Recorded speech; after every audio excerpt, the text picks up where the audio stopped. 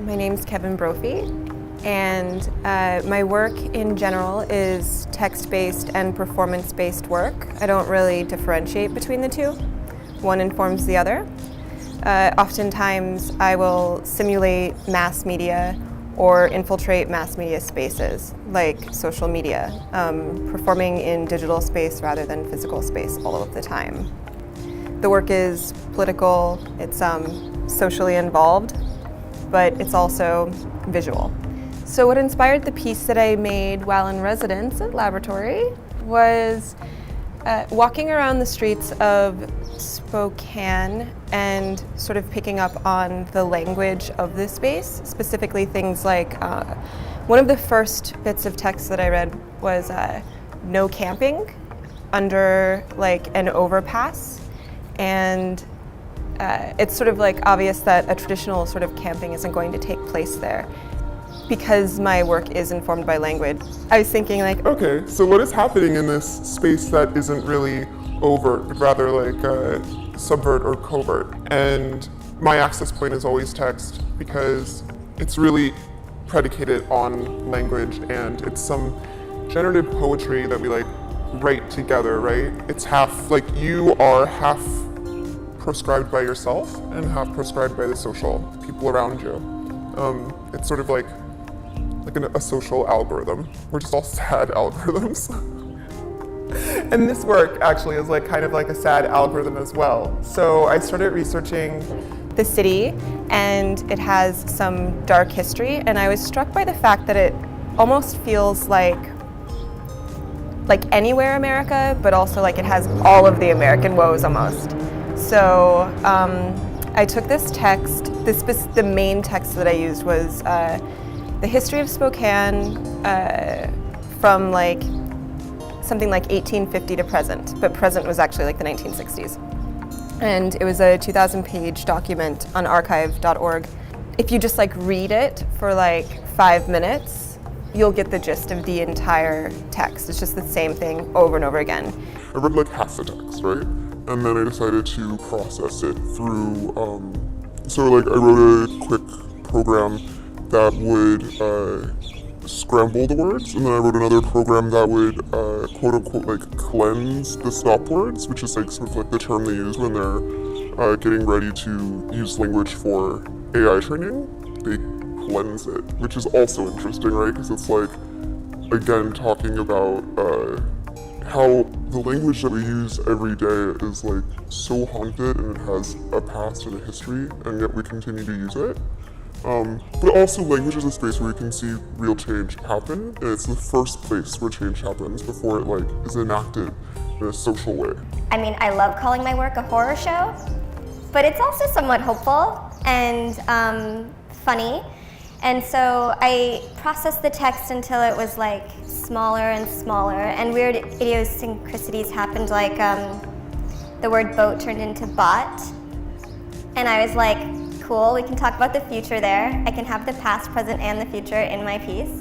And with the scrambling, it just sort of like turned into poetry. So after I processed it, and I like saying like procedurally generated work, because that's like a term used a lot, and like generative artwork is a term used a lot, and it's like a way of like sort of stepping back and pretending like the work is unbiased, but all work is biased.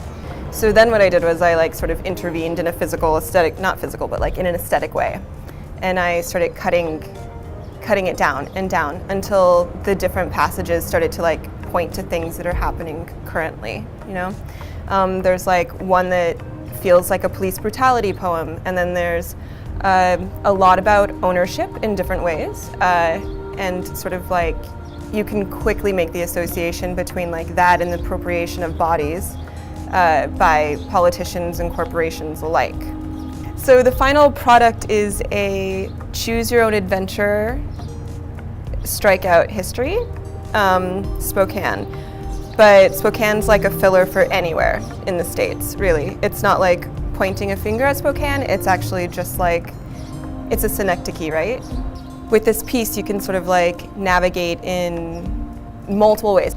It feels sort of infinite when you're interacting with it because there's like over 30 passages, and each passage has between 2 and like 5 possibilities. And so each one sort of ends in a similar way, which is just to like, you navigate this history and it sort of like feels like the present and it kind of feels like the future. And then you get to the end and it either says a past is an end, a present is an end, or a future is an end. And it just sort of like melds all those things together and then brings you back to page 1 once you click on source. But this way it's like strangely saying, hey, you can like write your own history. It's incredibly revisionist. It's like, it's sort of like a ludicrous move, but also kind of like unabashed sort of like agency over this text that doesn't include bodies like mine and potentially bodies that interact with the piece. So it gives you like an agency, but it also creates these sort of like strange syntactical moves that also undermine the text itself. And so there's funny moments, there's poetic moments, there's moments that are like sort of horrifying, but in an abstracted way. What I would say about Laboratory is that you sort of, like, it is a choose your own adventure, you know? Like, you decide what it's going to be like, and this is like what I was feeling this month. So that's how I went with it. And definitely a lot of access to VR equipment if you want to do that. And I thought about it, but I was like, you can't let the tool dictate what you do. Normally I perform on Facebook, but I haven't been doing that lately. I've moved my performance over to Instagram. So I have a defunct archive there, but where I work is in stories. I've been making horror movies every time I do a residency. And they also use language a lot. They're poetic. They're about the sort of like privilege of mobile bodies in all the ways that you can think of. Immigration, able bodies, class, all of it, you know? Net neutrality as well. And they're funny and weird. I'm a weirdo. And my website is unfortunatemiddleschooler.com, which I feel like says it all, really.